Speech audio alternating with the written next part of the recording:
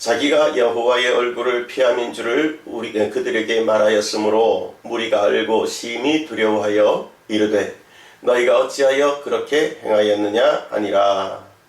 아멘.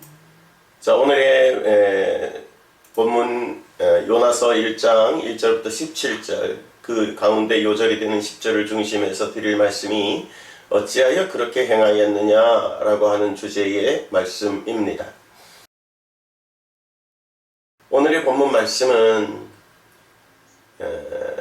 요나서를 시작하면서 등장하는 뱃사람들이 자기들에게 닥쳐진 풍랑의 연고를 찾다가 요나 선지에게서 그 원인이 있음을 찾고 알게 되었습니다. 그래서 요나 선지를 향하여 원망하듯 책임을 전가하는 그러한 말이 어찌하여 그렇게 행하였느냐라고 하는 질책의 말입니다. 어쩌면 하나님이 이 뱃사람들을 통하여 뱃사람들이 요나에게 질책하듯 요나에게 또 오늘날을 사는 우리 믿음의 사람들에게 질책하시는 말씀이 아닐까 이렇게 들으면서 오늘 말씀을 나누고자 합니다. 예전에 저는 청년들과 이 말씀 오늘 본문이 되는 요나서 1장의 말씀을 나눌 때에 상황을 재현하는 재현극을 좀 해본 경험이 있어요.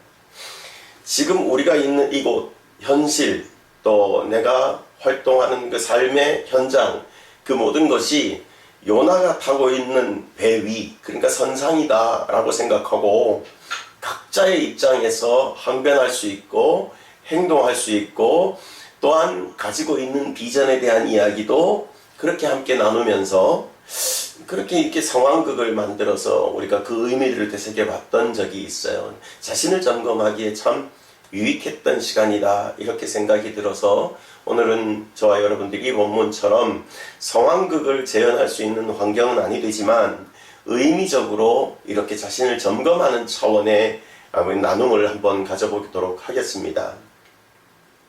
오늘 본문에 보면 이제 배를 운행하는 선원들이 등장하잖아요.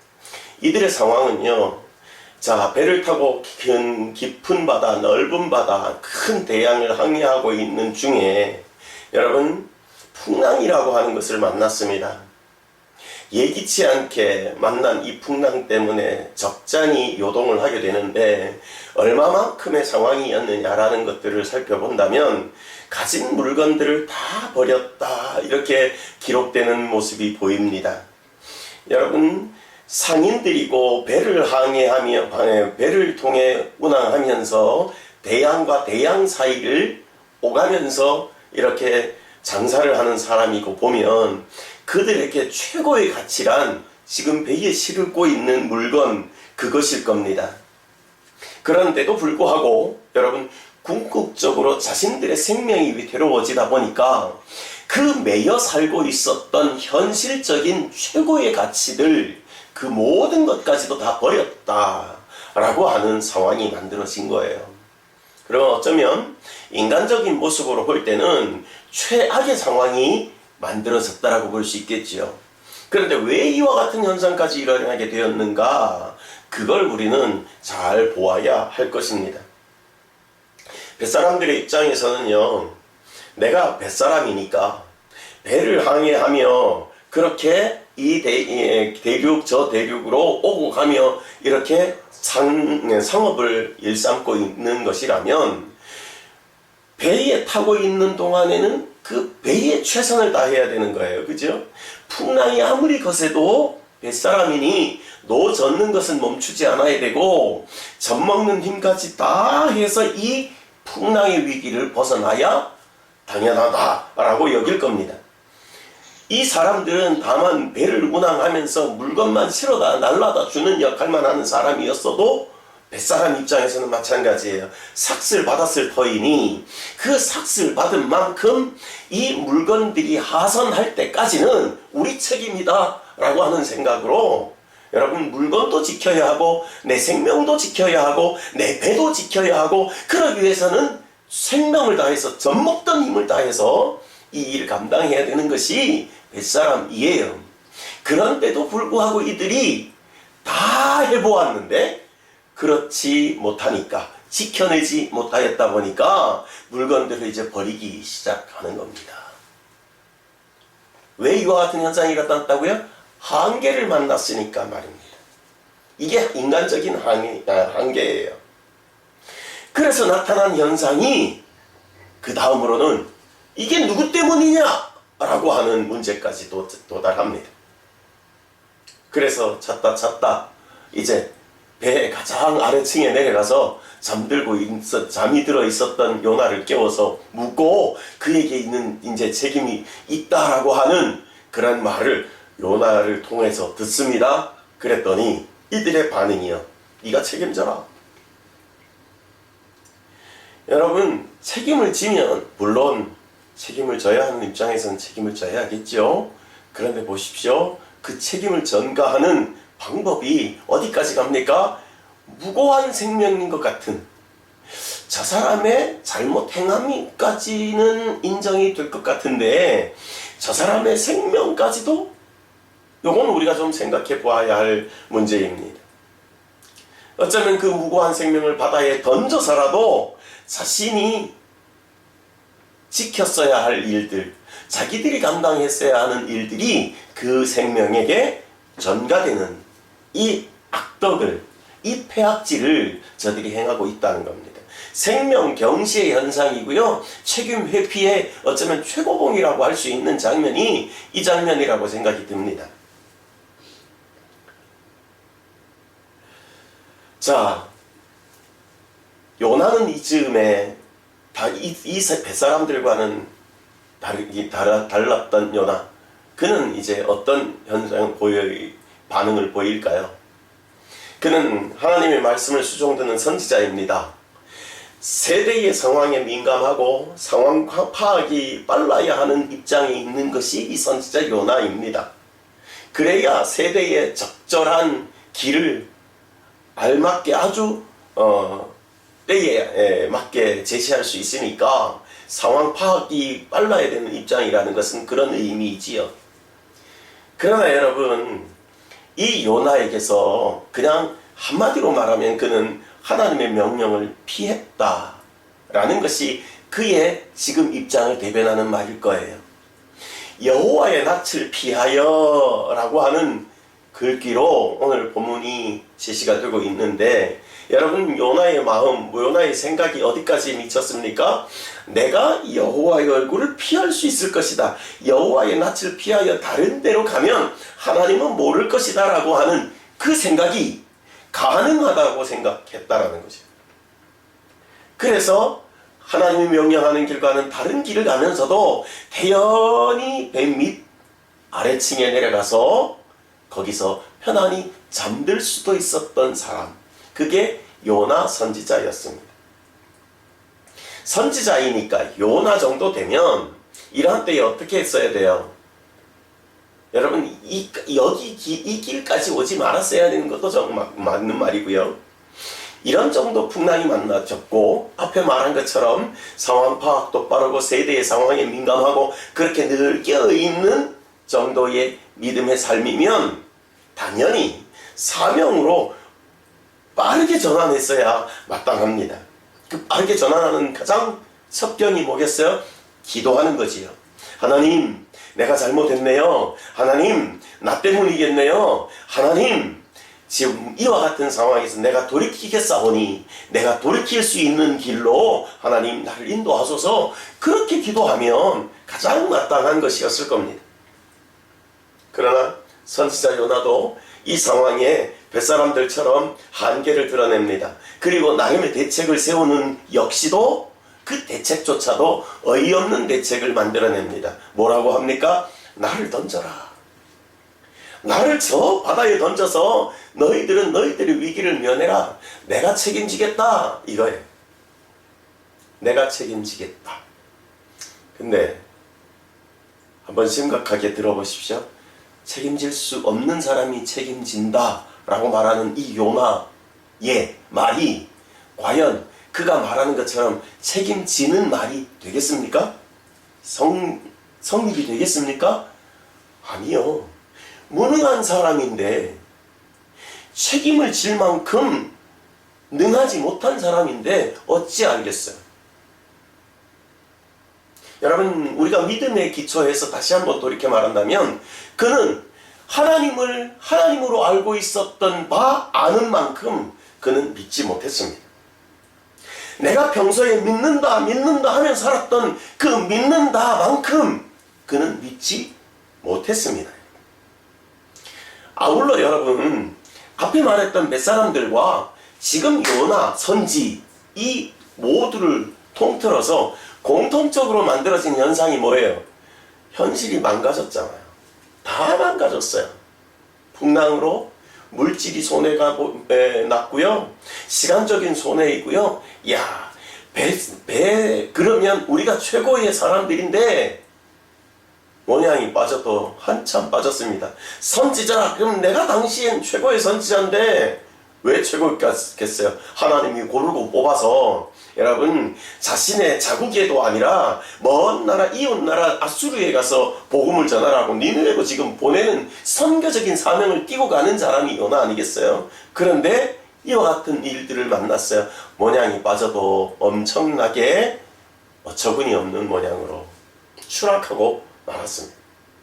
자신들이 책임질 수밖에 없는 일임에도 불구하고 책임질 수 있는 일은 요만큼도 남아있지 않았습니다. 난감한 현실만 가중되고 있습니다. 다시 돌이켜 우리에게 봅니다. 선지자 요나의 시대나 현재 우리가 살아가고 있는 시대나 현실에 충실하고자 했던 뱃사람들의 입장이나 오늘날 우리 한 사람 한 사람의 개인적인 입장이나 여러분, 꼭 잊지 아니해야 할 한 가지 중요한 명제가 있습니다. 지금 이러한 상황에서 우리 하나님의 마음은 어디 있을까? 이겁니다. 선교지 니느웨라고 하는 곳이 어떤 의미가 있을까요? 선교지 니느웨. 여러분, 와닿지 않으면 이렇게도 질문해 볼게요. 선교지 여러분들의 가정, 선교지 여러분들의 직장, 선교지 여러분들의 지역사회, 혹은 여러분들이 우리가 함께 살고 있는 우리나라. 여기 여러분, 이것은 어떤 의미냐 하면 선교지 니느웨, 그와 같은 우리의 조건, 이 모두는 바로 하나님의 목적이 있는 곳입니다. 이게 제일 중요합니다. 잊지 말아야 하는 것이 바로 이겁니다.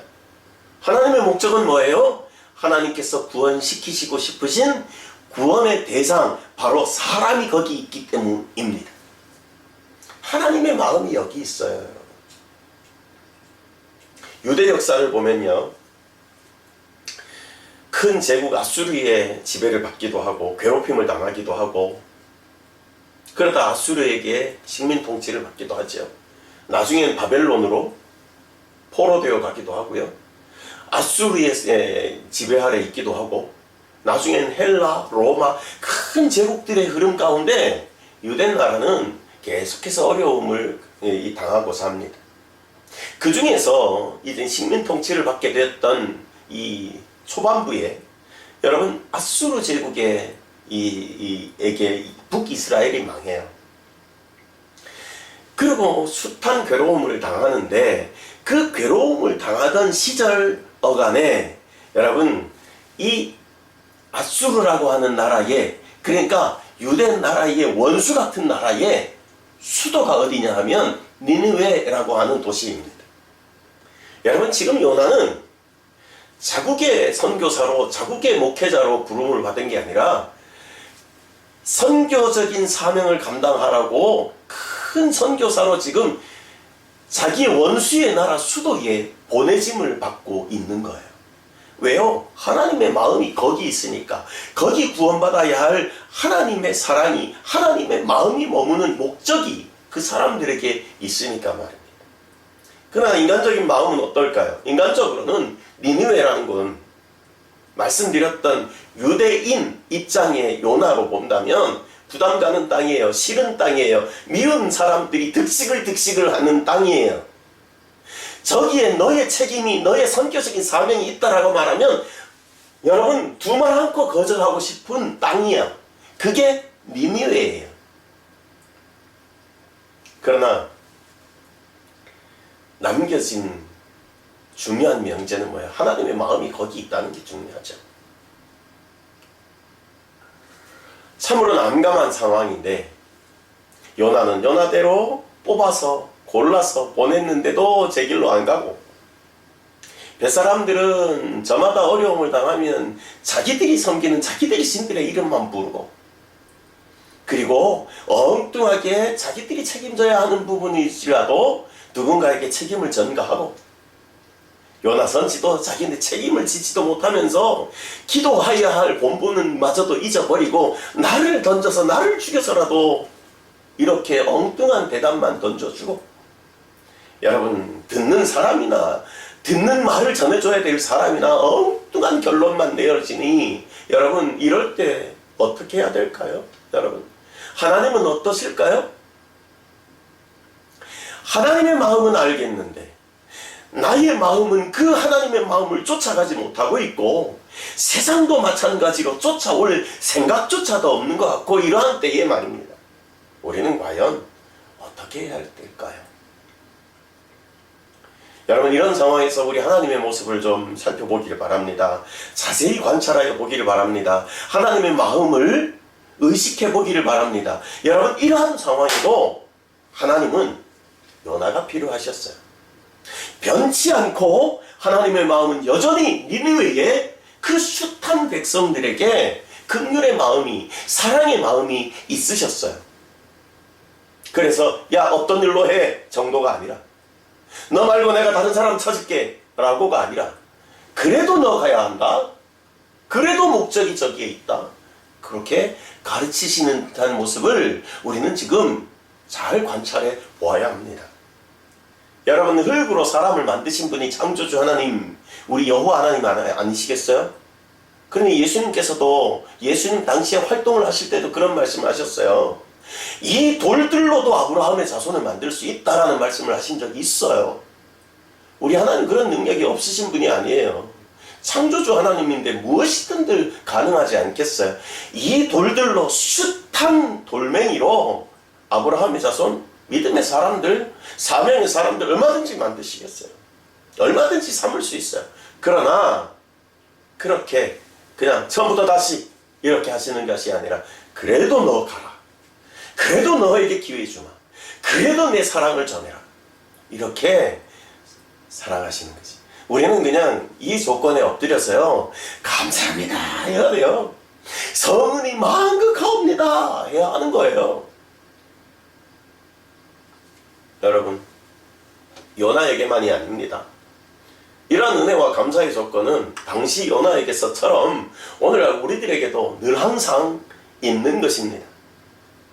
그렇다면 우리가 이제 우리를 돌아보는 것을 요나를 통해서 한번 볼게요. 요나 편에서, 인간 편에서 일어난 현상들, 다 망가진 상황 가운데서 극복해야 되는 과제가 뭐예요? 먼저는 마음이에요. 요나 마음에 내 나라, 내 민족, 내 백성들을 괴롭히고 죽이고 압제했던 저 아수르 싫다가 아니라, 내 나라를 사랑한다고 하는 그 수위에서만 머물러 해서 하는 것이 아니라, 내 나라 사랑하는 것이 내 마음이라면 내 마음보다 더 큰 마음으로 내 원수의 나라까지도 사랑하시는 우리 하나님의 마음, 거기까지 내 사랑의 수위를 높여야 한다는 말입니다. 또요, 내 생각의 유익, 저 백성들한테 복음을 전하면 저 백성들이 전능하신 하나님을 받아들일 거고, 그럼 하나님이 사랑하실 거고, 저 민족은 응왕할 거고, 반대로 우리는 망할 거고. 여러분, 이 내 생각의 한계들을 극복해야 되는 거예요. 우리 하나님의 마음이 어디 있냐를 깊이 보아야 하는 거예요. 그래서 큰 하나님의 마음, 큰 하나님의 생각을 우리가 쫓아가야 되는 거예요. 닮아가야 되는 거예요. 여러분, 환경에 대한 극복도 우리가 필요합니다. 나는 식민 통치를 받는 식민 국가의 백성이고, 그리고 저기는 우리를 압제하는 백성이고, 여러분, 이방 나라이고 우리는 선민의 나라고. 여러분, 이 요나서 후반부에 나오면 하룻날에 박이 나서 넝쿨 그늘을 만들어줄 만큼 잘하고 하룻날에 망하고, 그런 모습이 나와요. 하루날에 어떻게 박넝쿨이 그늘을 만들어 줄 수 있고 그렇게 잘 자라던 것들이 어찌 하루날에 그냥 바로 망할 수 있느냐? 망할 수 있어요. 잘할 수 있어요. 그늘을 줄 수 있어요. 이런 환경들까지도 우리 하나님 초월해서 섭리하시는 바가 있어요. 그러니까 우리 생각엔 이건 이래서 할 수 없고 저건 저래서 할 수 없다라는 건 이런 환경적인 우리의 한계마저도 우리는 극복해내야 되는 거예요. 누구 편에서요? 우리 편에서. 하나님은 늘 가능하세요. 늘 할 수 있어요. 능치 못하심이 없으세요. 내가 못하는 거예요. 내가 한계가 있는 거예요. 내가 짧은 거예요. 내가 안목이 넓지 못한 거예요. 오늘 본문은요, 벌어진 상황에 따라 이건 누구 때문이냐? 라고 하는 사실상의 청문회 같은 겁니다. 어찌하여 그렇게 행하였느냐? 사람들이 요나에게 질책하는 말씀. 이 말이 하나님께서 직접 하신 말씀이 아니라, 이거는 하나님의 말씀이 아니니까, 사람들의 말이니까, 그러면서 등한히 여기지 마십시오. 직접 하신 말씀은 아니어도 그 뱃사람들을 통하여 하나님이 우리에게 하신 말씀이라고 들을 줄 알아야 합니다. 선원들이 이구동성으로 하는 이 요나에게의 질타, 그건 하나님이 우리를 향하신 질타의 말씀이시다. 이렇게 믿을 수 있기를 바랍니다. 그래서 우리는 우리 인생 여러 문제, 학생들은 공부에 대해서, 교사는 가르침에 대해서 그렇게 각자 역할에 따라, 각자 본분에 따라 그 문제들을 다뤄야 하는 제목은 다를지라도, 가장은 가정에서, 대통령은 나라에 대해서 각 입장에서의 사고와 생활 패턴 등에 적용해야 합니다. 이 말씀을 말이죠. 각 인생이 자신의 삶의 여정 전반에 이 말씀을 적용해야 됩니다. 지역사회나 나라적인 안목으로요. 여러분, 코로나19와 같은 보건 관련된 재난대책, 경제를 살려내야 산다라고 하는 재정위기, 각종 현안 대책들에게도 동일하게 적용해야 하는 과제가 이 문제입니다. 교육도, 국방도, 저출산 대책이나 청년 취업난에도, 아니 노인 일자리 문제에도 여러분 다 적용해야 되는 문제입니다. 더구나 특히나 우리가 집중해야 되는 것은 나 자신의 삶에 대해서 냉철한 적용이 필요합니다. 특히나 신앙하는 입장에서는 내 믿음과 현실에 더욱 민감해야 되겠지요. 요나가 마땅히 그랬어야 됐다라고 말하는 것처럼 우리가 그래야 되는 겁니다. 나가 정말 잘하고 있는 거 맞아? 라고 늘 내게 그렇게 질책해야 되는 거예요. 여러분, 코로나 시대를 살고 있지 않나요? 여러분, 이 상황에 우리 믿음의 사람들이 중심이 어디에 있는지 참 복잡 미묘하고 설명할 수 없고 내가 어떻게 서야 되는지 암담할 때도 많이 있습니다. 신앙생활은 어떻게 해야 되지? 여러분, 신앙생활은 여러분 범주가 좀 넓잖아요. 그죠? 신앙생활.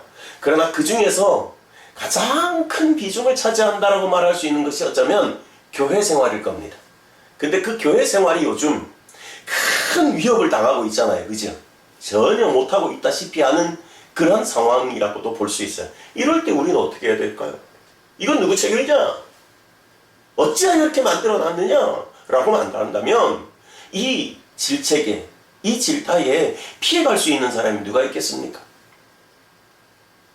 그렇게 이구동성으로 우리에게, 요나에게 말했던 몇 사람들처럼 숱한 사람들이 이렇게 말한다면 우리 역시도 요나처럼 나를 던져라 할 겁니까?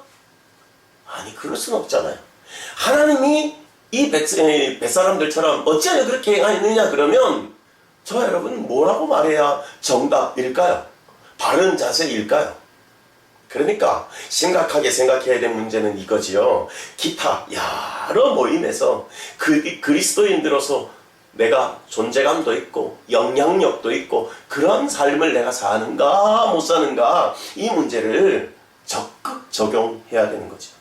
점검해야 되는 거죠. 나 스스로의 영적인 성장은 이루어가고 있는가?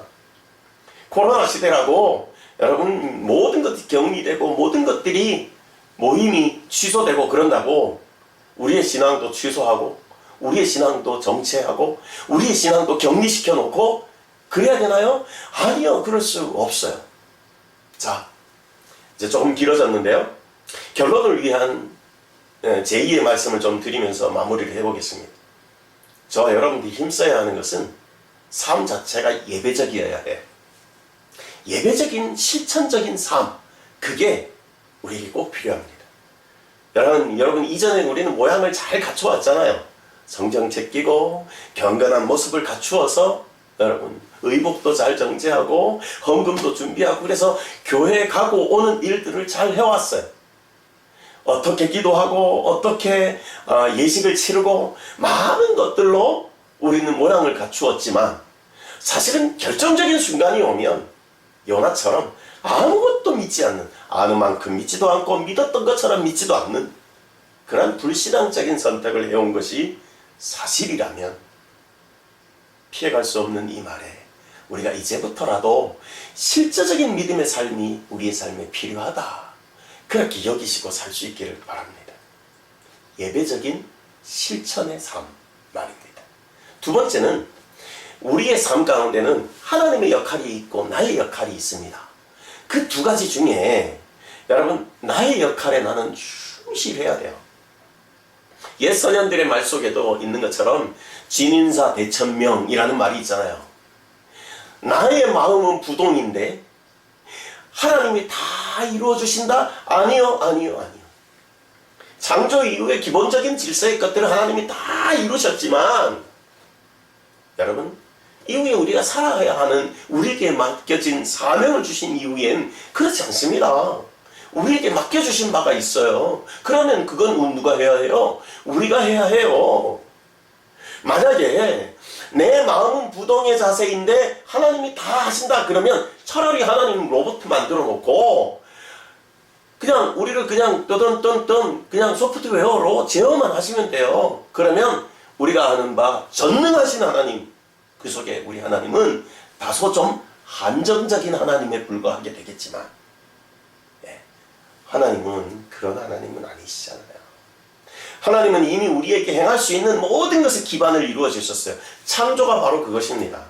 이미 주신 은혜를 우리는 받아 누리고 있는 겁니다. 이 받아 누리고 있는 것 중에 이제 우리에게 맡겨진 사명의 그 믿음의 삶들을 감당함으로 인해서 더하여 주실 은혜를 구하며 사는 것이 우리가 하나님의 마음에 합당하게 행하여야 할 우리의 믿음의 자세다 이 말입니다.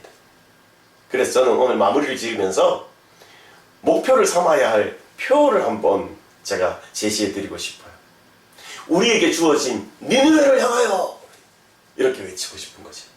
이 니느웨를 향하여는 무슨 뜻이라고 그랬어요? 하나님의 마음을 향하여. 여러분 두 가지를 같이 하면 되죠. 니느웨를 향하여, 하나님의 마음을 향하여 이렇게 외치는 거죠.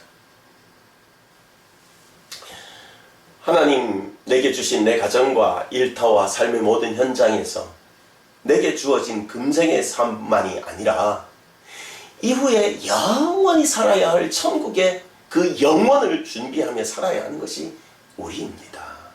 모쪼록 니느웨의 의미를 잘 새기시기를 바랍니다. 하나님의 마음을 잘 이해하시기를 바랍니다. 여러분 가깝습니다. 멀지 않습니다. 니느웨는 바로 내가 서 있는 여기가 니느웨입니다.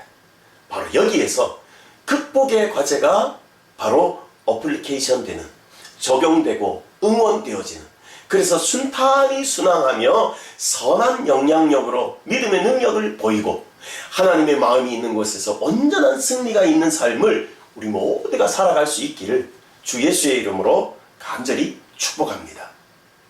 아멘. 기도하겠습니다. 살아계신 하나님, 은혜를 감사합니다.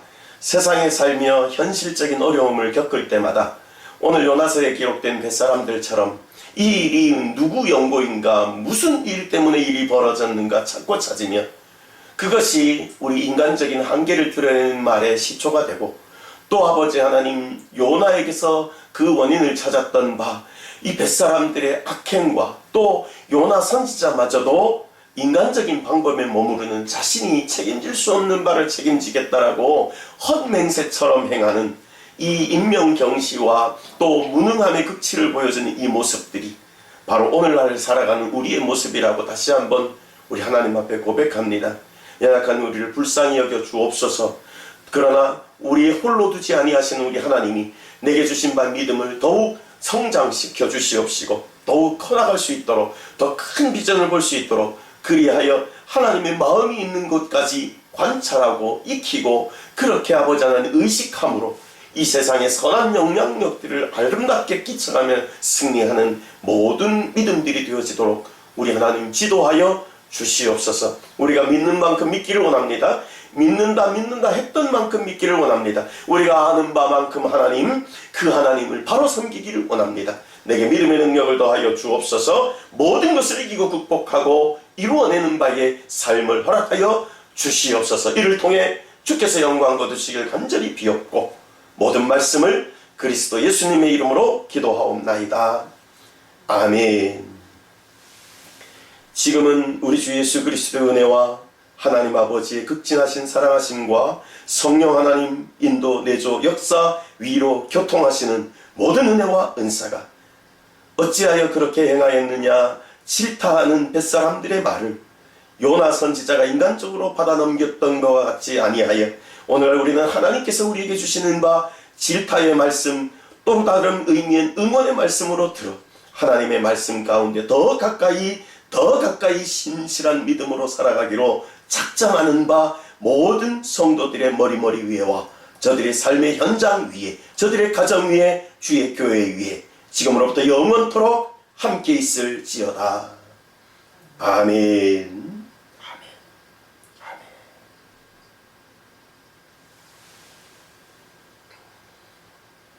네, 감사합니다.